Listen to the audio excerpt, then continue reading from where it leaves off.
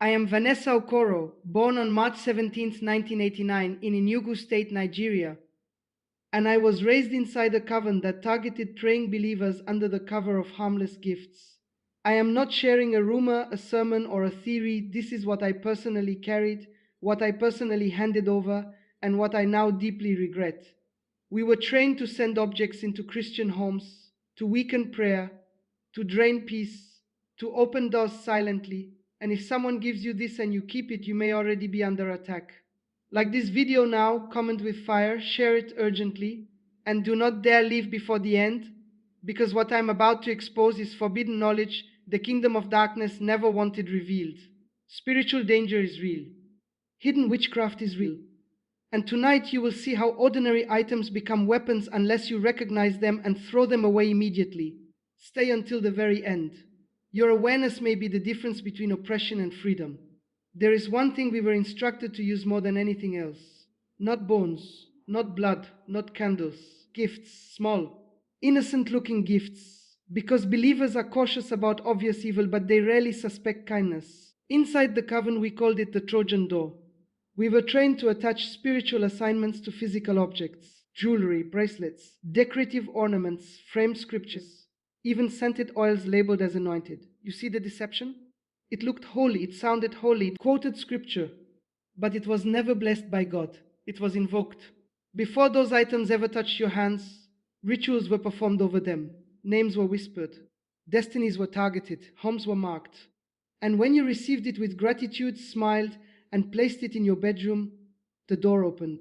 Slowly, silently, strategically. We were not after unbelievers. They were already spiritually uncovered. We targeted intercessors, worship leaders, faithful church members, people who prayed at midnight, people who fasted, people who carried spiritual authority. Because if we could weaken them, many others would fall. Let me tell you how it worked. When someone gave you a gift with hidden witchcraft attached, the object acted as a legal token. Spirits operate by permission, and acceptance is permission. You did not chant anything. You did not agree verbally. But by keeping it, by honoring it, by placing it inside your private space, you unknowingly signed consent. And once consent was established, the assignment began. The first sign was subtle. You would feel tired during prayer, not laziness. Oppression, scripture would feel dry. Worship would feel heavy. You would still believe, but the fire would feel dimmed. We called it spiritual suffocation. The object became a spiritual antenna, monitoring, reporting, amplifying weakness. Sometimes it carried the spirit of delay. You would start projects and abandon them. Opportunities would almost happen, then collapse. Doors would open halfway, then shut violently. And you would blame coincidence. But it was not coincidence. It was attachment. Other times the assignment targeted relationships, sudden misunderstandings, unnecessary arguments, coldness in marriage, division in ministry teams. We were trained to assign division spirits to decorative items placed in living rooms because living rooms host conversations. We understood placement psychology. We studied your routines, and we embedded disruption accordingly. Let me go deeper. Certain jewelry, especially rings, necklaces, or waist beads, were used for identity infiltration. When worn consistently, they symbolically marked ownership, not physically. Spiritually, you belong to Christ, but spiritually, a claim was being contested. That is why some believers experienced recurring nightmares after wearing certain gifts, chasing dreams, falling dreams, being watched, being fed in dreams. Those were not random. They were spiritual entry confirmations. And here is the terrifying part. Sometimes the person giving you the item did not even know. They were used, manipulated, influenced, because the real sender was not the human vessel. It was the spirit behind the instruction. We had people planted in churches for this reason, not to preach false doctrine, but to build trust. Trust opens doors faster than fear. Once trust was established, the gifting began. Birthdays, weddings, housewarmings, just a small gift. And believers unaware would place them in bedrooms, the most spiritually sensitive space in the house. The bedroom is where you dream, where you pray privately, where marriages are bonded, where vulnerability is highest. That is why we targeted it. If the item crossed the bedroom threshold, the assignment accelerated. I remember a woman who was a powerful intercessor. Her prayers disrupted operations. We could not penetrate her prayer life directly. So we sent a decorative mirror as a thank you gift. Beautiful frame, scripture engraved on it. She hung it opposite her bed. Within weeks, her dreams shifted, confusion increased, fatigue multiplied, her prayer consistency dropped. She never suspected the mirror, because it quoted the Bible. But the inscription was a camouflage. The ritual was embedded in the frame. You must understand this clearly. Not every gift is cursed, but some are engineered, and the enemy prefers subtlety over spectacle. If someone gives you an item that makes your spirit uneasy, if peace leaves when it enters your house, if prayer shifts after receiving it, do not negotiate with discernment. Throw it away immediately. Do not pray over it first. Do not store it in a box. Do not give it to someone else. Destroy the access point, because objects can carry spiritual residue. And residue, when tolerated, becomes residence. You may think this sounds extreme. I once thought so too, until I watched how effective it was. Believers rarely got gifts, but we counted on that. And tonight you will never look at harmless objects the same way again.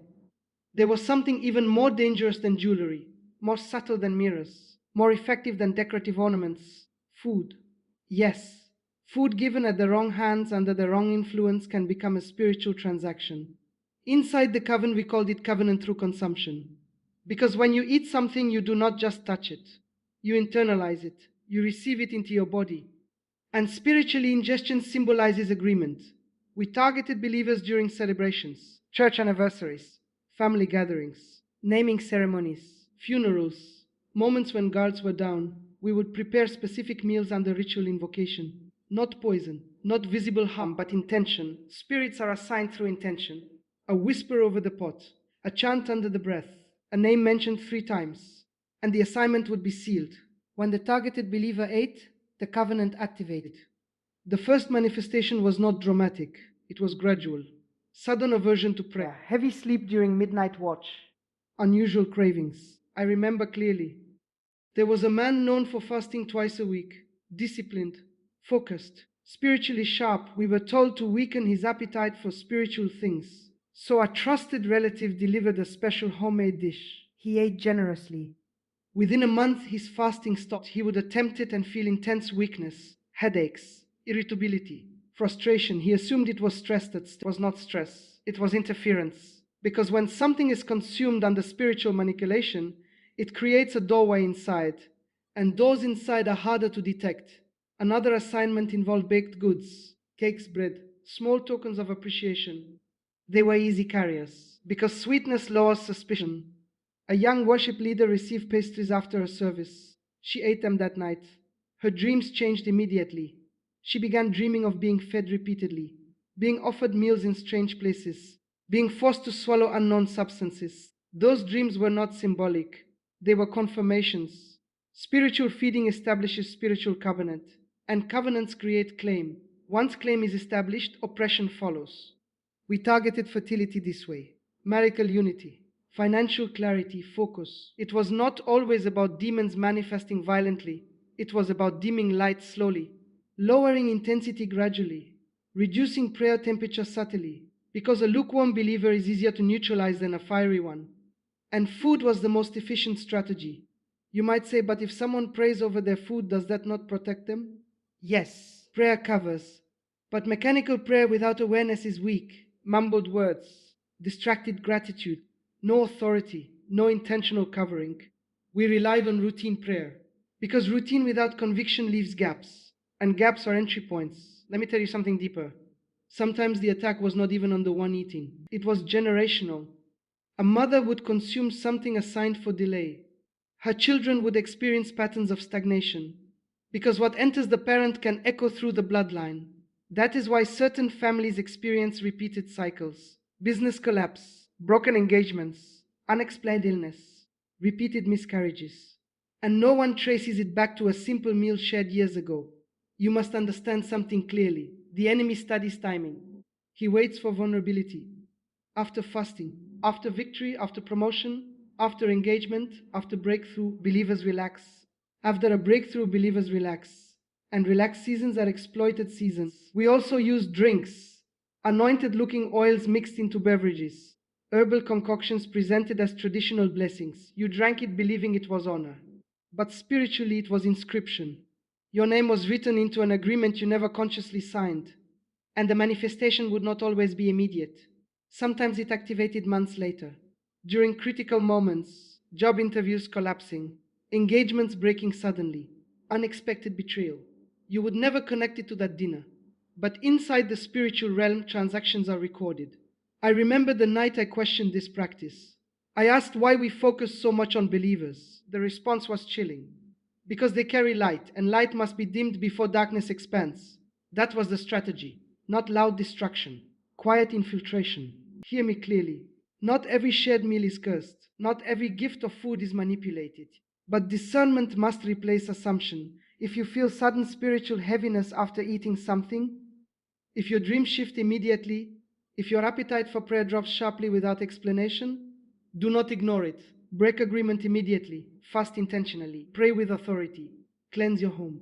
Because what is ingested can be renounced, but only if recognized. The greatest danger is ignorance, and ignorance is what we depended on. Tonight, that ignorance ends. There is something even more deceptive than gifts, more intimate than food, more difficult to suspect: clothing. Yes, clothing handed to you with hidden intention can become a spiritual covering that competes with your spiritual authority. Inside the coven, we called it garment exchange. Because spiritually, garments represent identity, they represent covering, they represent alignment. And when you wear something consistently, it does more than sit on your body, it wraps your atmosphere. We targeted believers through donated clothes, gently used dresses, branded jackets, scarves, shoes, even prayer shawls. Because anything labeled spiritual lowers your guard. We would perform rituals over specific garments, not dramatic ceremonies, not theatrical displays, quiet invocations, names spoken softly, assignments whispered deliberately. The goal was simple: transfer. Spirits can attach to objects, objects can attach to bodies, bodies can influence destinies. It is a chain. And once the garment was worn repeatedly, the chain tightened. The first sign was often emotional instability, sudden mood swings, uncharacteristic anger, irrational sadness. A believer who was once calm would become easily triggered, confused, overwhelmed. It was not personality change, it was influence. I remember a choir member we targeted. She had strong discernment, sharp instincts. She could sense spiritual manipulation instantly. So we did not approach her directly. Instead, someone gifted her an elegant white dress before a major church event. She wore it proudly, confidently. Within weeks, her discernment dulled. She stopped sensing what she once detected effortlessly. Her confidence shifted into insecurity. Comparison entered. Jealousy grew. The garment carried an assignment of identity distortion. Because when identity is distorted, authority weakens. And when authority weakens, access expands. Clothing carries sweat, skin contact, energy imprint. When rituals are attached, those imprints become spiritual signatures. That is why sometimes when you wear certain items, you feel not yourself. Heaviness, restlessness, strange thoughts. You remove the clothing and peace returns. That is not imagination, that is sensitivity. And sensitivity is not weakness, it is warning. We also targeted children through clothing, birthday outfits, baby blankets, hand-me-down jackets, because children cannot discern, and parents rarely suspect. A spiritually sensitive child would suddenly experience night terrors, fear of darkness, talking in sleep, crying at specific hours. Parents would assume imagination. But we knew exactly what had been activated. The garment served as a doorway, placed in closets, hung near beds, folded under pillows. Access points do not need to be visible. They only need to remain present. Let me go deeper. Shoes were often used for destiny delay. Why shoes? Because shoes represent movement, progress, journey. When spiritually manipulated shoes are worn repeatedly, the assignment often targeted advancement. Job applications failing, promotions postponed, travel plans collapsing, repeated setbacks. You would walk physically, but spiritually you were hindered. We once targeted a young entrepreneur through a branded pair of gifted sneakers. Within months, every business deal stalled, partnerships dissolved, confidence collapsed. He blamed the economy. He blamed competition. He never suspected the shoes he wore daily, because they were expensive, because they were gifted with celebration. But celebration can conceal sabotage. There is another layer. Certain cultural garments carry ancestral symbolism. If rituals are performed using ancestral invocation, wearing those garments can reactivate dormant covenants. Even if you personally rejected those practices, even if you serve God faithfully, symbols carry memory, and memory, when invoked, can reopen doors. That is why you must be cautious about clothing that carries unknown history. Not paranoid, discerned. If someone insists you wear something urgently, if you feel pressured, if your spirit feels unsettled, pause, examine, pray intentionally before wearing. Because garments are coverings, and coverings determine what influences you. Hear me clearly. Not every gifted outfit is cursed. Not every second-hand item is manipulated. But consistent, unexplained spiritual shifts after wearing something should never be ignored. If you notice sudden spiritual dryness, persistent negative thoughts, dream disturbances, unusual fatigue when wearing a specific item, remove it. Pray, observe the difference. If peace returns immediately, do not debate, dispose of it. Because spiritual warfare is often subtle, and subtle attacks are the most effective. The enemy does not always roar. Sometimes he raps, and what raps you can restrain you. Tonight your awareness increases, your discernment sharpens. You will no longer wear what was assigned to weaken you. There is one final strategy that was the most dangerous of all. It was not something you could hold, not something you could eat, not something you could wear. It was something you could display. Spiritual objects disguised as decor, wall art, statues, symbolic carvings, framed motivational quotes, handcrafted cultural pieces. We called it atmosphere anchoring, because whatever dominates your walls eventually influences your atmosphere. And whatever influences your atmosphere slowly influences your mind. Inside the coven, we studied symbols carefully, ancient markings, geometric patterns, animal representations, abstract art with hidden inscriptions. Most believers see decoration. We saw gateways. Certain symbols are not neutral. They were created in rituals centuries ago, empowered intentionally, passed down culturally. And when displayed prominently in a home, they act as invitation points, not because you worship them, but because you host them. Hosting is a form of agreement. I remember one specific assignment. A couple deeply devoted to prayer had recently purchased a home. Their house became a place of intercession gatherings. We were instructed to disrupt the spiritual atmosphere. Direct attack failed, so we sent a housewarming gift, a beautifully carved wooden sculpture, elegant, artistic, meaningless to the untrained eye. But inside the carving were embedded ancestral invocation symbols. They placed it above their fireplace. Within weeks, arguments began, subtle tension, disagreements over minor issues. Prayer gatherings felt heavy. Visitors reported feeling uncomfortable but could not explain why. The object was not moving, not glowing, not obvious, but it was anchoring an atmosphere. Spirits are territorial. They look for legal ground. Symbols create that ground. Another tactic involved framed quotes, scripture mixed with altered symbols, biblical verses paired subtly with occult geometry. It looked inspirational. But spiritually, it was blended allegiance, and blended allegiance weakens clarity. There was a business owner who proudly displayed a large abstract painting gifted by a client. It contained layered circular patterns, interlocking lines, hidden sigils woven into the design.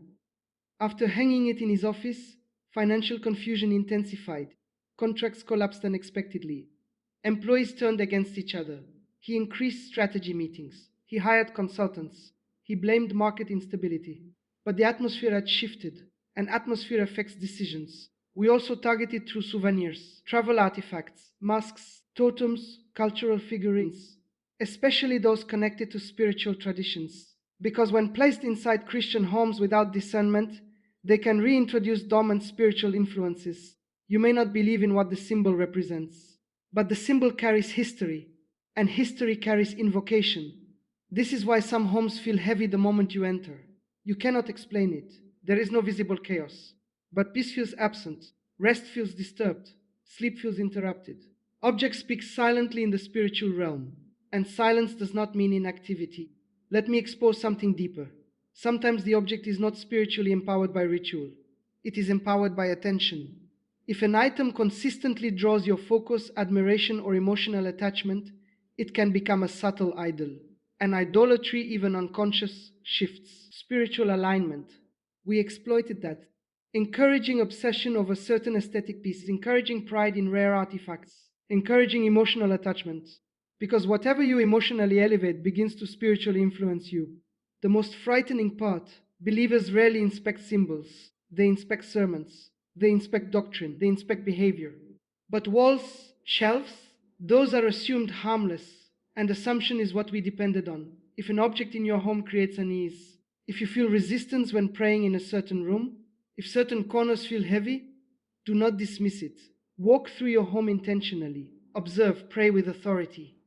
Remove anything that carries unknown origin, unclear symbolism, or persistent disturbance. You do not need to research for hours. Your spirit will alert you. Peace is a compass. If peace disappears after introducing something, that is not random. And do not negotiate with sentimental value. Do not preserve what compromises atmosphere. Destroy access points. Reclaim territory. Anoint your home with prayer. Declare ownership boldly, because your home is not decoration space. It is spiritual ground, and ground must be guarded. We once feared believers who understood territorial authority, because when awareness rises, infiltration fails.